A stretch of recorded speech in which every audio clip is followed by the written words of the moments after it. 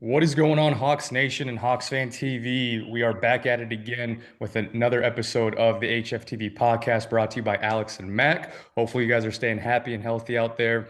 And we're excited to bring another episode of the HFTV podcast back to you guys. Yeah, we got some really exciting news in the past 24 hours. And Mac, what was the big news that we got?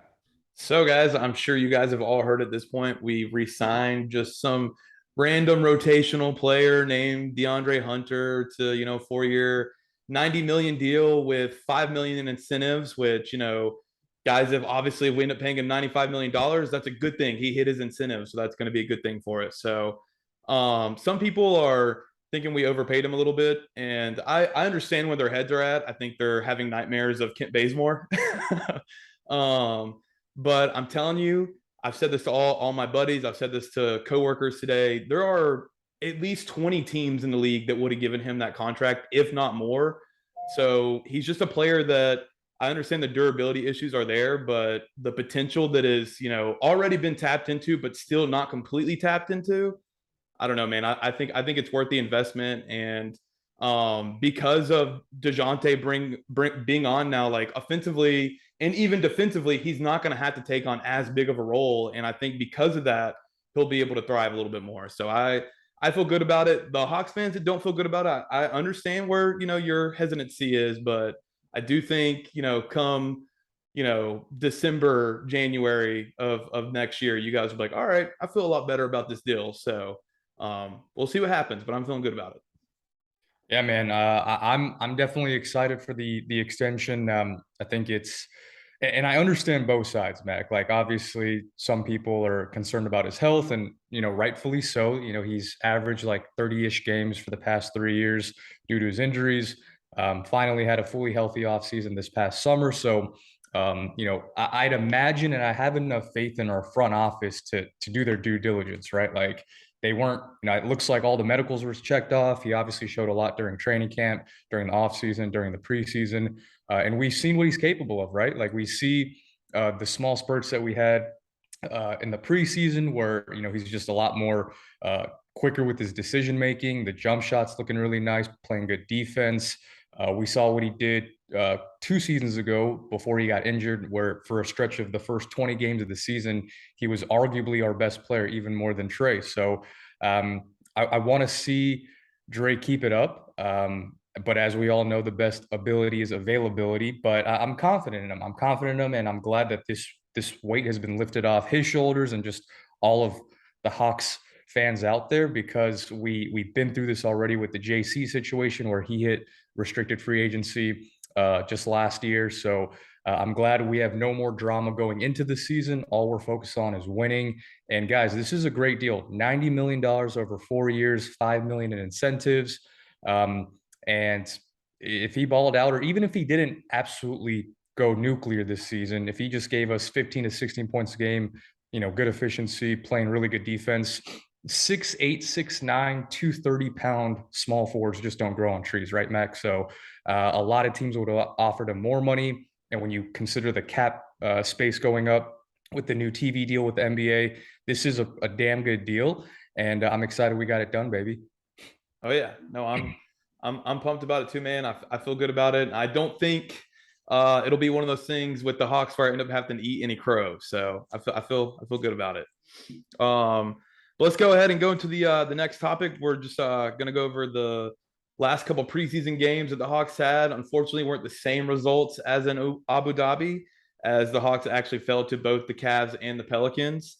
Um, the Pelicans game was actually played in Birmingham, Alabama, which I just think is really cool. Always love when the NBA does things like that in the preseason. So just cool to, any Hawks fans that live in the state of Alabama, that's actually where I'm from originally. So, I just think it's cool that they were trying to, grow the brand a little bit like that. But I got some box score stats here for us for each game. The first one, this is a game that the Hawks shot 34%, man. And, as a team, if you're shooting 34% and you only lost by 6 points, I think it, isn't a good sign necessarily, but I'll take it if you're shooting 34% on the night, because Trey was 3 of 17, 1 of 5 from three. Still led the team in points with 17 points. But if Trey's going to have some bad shooting nights, I'm glad he's doing them in mid-October and not later in the season. So we'll not think too much into that. But AJ Griffin against the Cavs had a great game. He was 4 of 6 from three. So I think he really was able to showcase his ability from behind the arc. And really, honestly, if he is going to play a role in the Hawks this season, that's what it's going to be. He's not going to be playing off the ball or anything like that. It's just going to be some spot up three shooter in the corner, and we'll see what happens from there. But overall, there are two preseason games. I wouldn't think too much into it. 2-2, perfectly fine with me. And I guess one last note is that Capella didn't play in the game against the Pelicans, but the game against the Cavs grabbed 15 boards. So Clint is he's looking hungry, man. So I'm excited about Clint Capella. Just to kind of add on what you said last week about him being a potential defensive player of the year. I think that's something that you're going to look pretty smart on here in a few months. So yeah, man, how'd you feel about after watching those two preseason games? Yeah, and I'm gonna chalk that up as just jet lag, Mac. We just came back from Abu Dhabi, and the time difference and just being a little sluggish. That's okay. I think the final preseason game was definitely ended on a positive note, even though we didn't win the game at the final last seconds due to a lot of the bench guys playing for the majority of the fourth quarter. But we saw what this team was capable of against a pretty much healthy Pelicans team that didn't have Zion, but they still had their main stars and CJ and Brandon Ingram and Valanciunas, et cetera. So we saw what this team was capable of, right? They balled out. Jalen Johnson had a really good stint too off the bench, and when Jalen went on BI, he pretty much locked him down. We saw the clips, we saw the game of him shutting down BI. We saw what he was able to do on the perimeter against CJ McCollum. And that's why Hawks fans, and myself included, we get so excited about what Jalen Johnson could be. He's got all the tools, all the athleticism in the world. He's quick enough laterally to defend the smaller guards on the perimeter. He's big and strong enough to guard some of the fours and all the fours in the league, and even the small ball fives. So I'm excited, man. But two preseason games at the end. I'm not gonna put too much thought into that. A lot of the starters did sit out for majority of those last two games. So at this point, I'm just ready for the regular season, baby. Yeah, man. I couldn't agree with you more. And I think that last play you're talking about, JJ, perfect segue into what we'll talk about next. So those of you who haven't seen it, but I'm guessing anybody listening to this probably has, the Hawks did pick up the fourth and third year options for Onyeka Okongwu and Jalen Johnson, respectively. So what I think that means is obviously something good for both players. I don't know if you saw, but Onyeka actually said that he expected it to happen. So I mean, I love the confidence from the young man. He knew he was going to get that fourth year option picked up, and he knew his production had proven that, and that he's gonna continue progressing at a reasonable rate. I think it's worthy pointing out that JJ did only play in 22 games last year. So I mean, it's such a small sample size, especially in those 22 games. It's not like he was getting 30 minutes. He was getting maybe 10. So don't have a huge sample size with Jalen, but just like you said, what you do see in the G League or when he has played in the preseason or the summer league, the kid is explosive and he's got a ton of talent. And there may be potentially some maturity issues. I don't know for certain. I just know with younger players that can tend to be the situation. So obviously as he gets older, those maturity issues will fade away. And I'm excited for both of them, man. One last thing I want to say, and then I'll throw the mic over to you. Was when Coach McMillan was asked if Jalen Johnson was going to play a big role off the bench this year, he said absolutely. So this whole wondering if Coach McMillan is actually going to play the young guys, I don't know if we're going to have to worry about that with Jalen this upcoming year. So I don't know if that's because just rotationally he's naturally going into his spot, or they're finally seeing something out of him that they think is worthy of being on an NBA floor for a consistent amount of time. So Yeah, no, absolutely. Yeah, the player options were definitely expected. And for all of our listeners out there that don't know what that means in layman's terms, it basically just means it gives us the right. And when they enter their final year of their rookie contract, then they would essentially be a restricted free agent, meaning us as a team still have the overall rights to them. And we can match any contract or any offer that another team throws at them if they did end up making it to a restricted free agent. So, yeah, so honestly, just it's good news for us. It gives us more power and more leverage, and it was definitely expected with JJ and Onyeka. So I'm happy for that, and I'm happy for that for the team. Oh yeah, man. Oh yeah. And I think it's, I think the most notable person that didn't get it was Cam Johnson from Phoenix.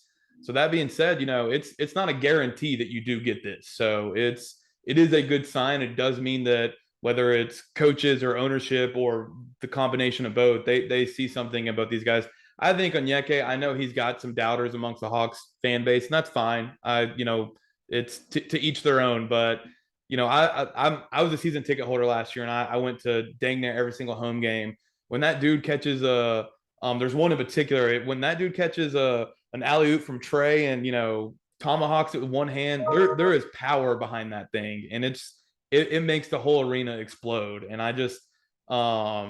I mean, almost even more so when John Collins puts power into a slam dunk. Like Onyeka is a monster. So um, the people that have the reservations on him, I again understand, but I think he's going to make you guys change your tune on him this season with him playing a little bit bigger of a role.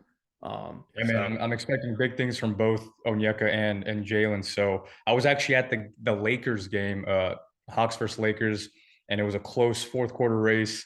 We were both there actually. Now that you're we with me, yeah, man, yeah, yeah. we were watching the game together in person, and when Onyeka had that fourth quarter alley oop dunk on like three different Lakers from Trey, that was crazy. That was probably the best in game alley oop I've seen from Onyeka ever throughout his career. So Yeah, that and was for any of our listeners that are familiar with the arena, we were at the Spectre Lounge, so we had the like clear eye view, like we were level with Onyeka making that dunk. Man, it was a sight to see, man. It oh was yeah, beautiful. no doubt. The arena was lit.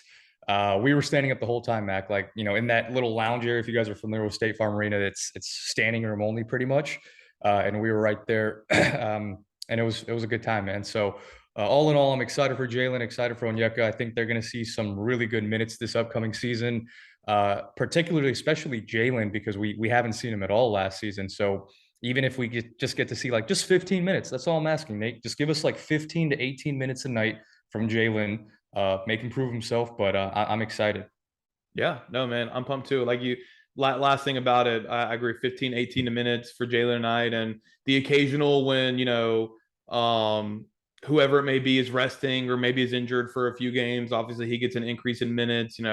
Those games, I do want to see him step up and take on a little bit larger of a role because of him, naturally being given more minutes because of the situation. So, um, but yeah, man, I'm pumped. I think most Hawks fans should be. So if you're not, change your tune, man. Let's get excited. Yes, sir. But we're killing it with the segues tonight, man. Because just talking about the arena, the next thing we're actually going to talk about tonight, guys, is as I mentioned, season ticket holder of the Hawks here. I've been doing that for a few years now. So part of something that I wanted to do this year was do some giveaways for the Hawks Fan TV account. So obviously, some of you have probably seen that Alex has already done the tweet about the opening night giveaway with the Rockets. So we'll actually announce that winner later tonight. Who those of you who are listening live on October 18th. So, but we're going to be doing basically a game each month throughout the season. There's a couple months where there's even a couple games in there.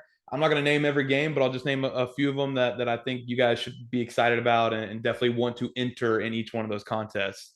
We got the Raptors on Saturday, November 19th. So I know this rivalry between the Hawks and the Raptors is kind of intensified here in this last year. So definitely want to win tickets to that one. Got the Heat later on in the month of November. Got that obviously playoff exit revenge game.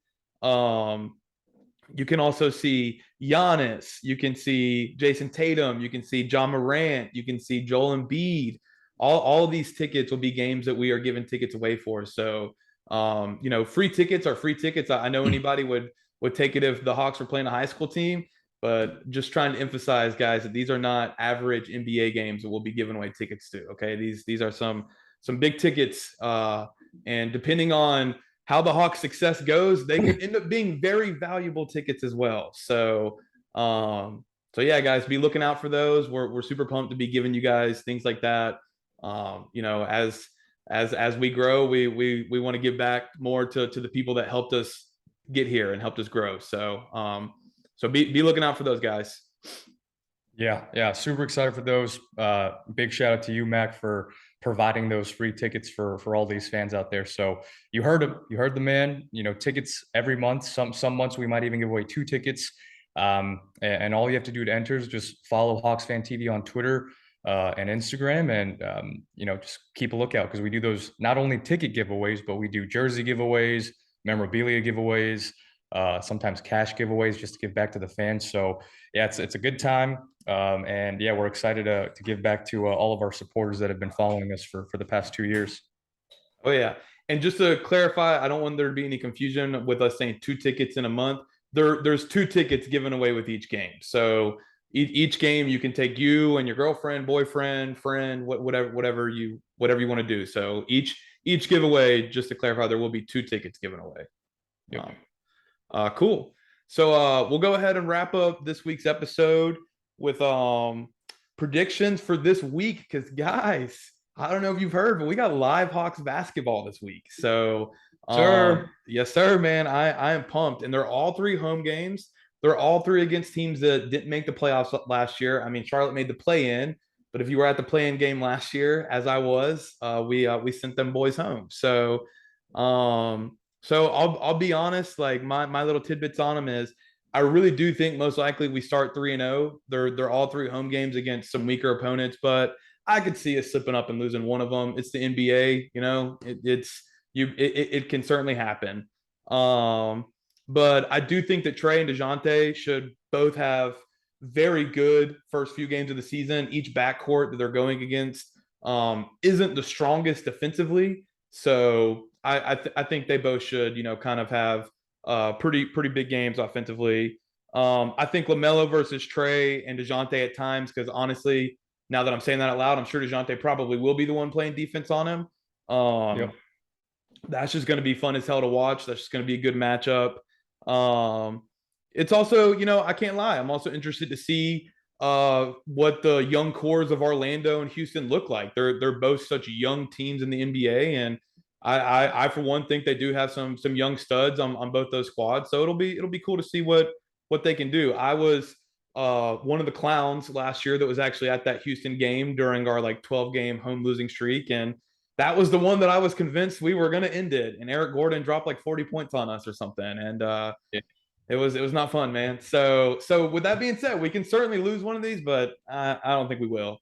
So yeah, man, I feel good about the first 3, and I'm guessing you're gonna probably say the same. Absolutely. And like you said, 3 teams that didn't make the playoffs. Some of these really young teams that are trying to make a name for themselves. I think they're going to be competitive. I just don't think we're going to just blow them out the water all 3 games back to back to back. But certainly in good position. The NBA wanted to help us out with the new roster that we have. So shout out to you NBA schedulers for making that for us. But I think these are really good games to get under our belt early, because as we mentioned, they're not the best teams in the league. And it's going to help us gel early and build that chemistry. So 3 home games back to back to back against non-playoff teams. Hopefully we can start the season 3-0. But like you said, man, we certainly could drop one. I don't think we will, but it's not out of the realm of possibility. But I think this year is different, Mac. I think this year we learned from our mistakes last season. We learned that, if we take some nights off against these bottom feeder teams, that's going to come bite us in the ass. And I hopefully this squad learned from that, and they took it on the chin. And now we take every single game and have the same mindset. Like, we're going to go out, show out, win these games. Because in a very competitive Eastern Conference, these, dropping 5, 6, 7, 8 games that we should have won on paper are going to come to haunt us. So I think our mentality is going to be different. I'm looking forward to it, and I'm just excited for Hawks basketball to finally be back in 24 hours. Oh yeah. No, man, last year you kind of nailed on the head. We were one of those teams that we played up to our competition and we played down to our competition. And as I said, I was at most home games last year. So if we're playing the Bucks, the Grizzlies, the Lakers, we won. But then if we played the Pacers or the Magic or the Rockets, like I mentioned, we would somehow end up losing that game. So I think that's something that I agree with you. I think they're going to try and focus and learn on that from last year and not take these quote unquote weaker teams for granted when they do get them on the schedule. So I feel good about it, man. Like I said, I'm thinking 3-0, but we'll see what happens, man.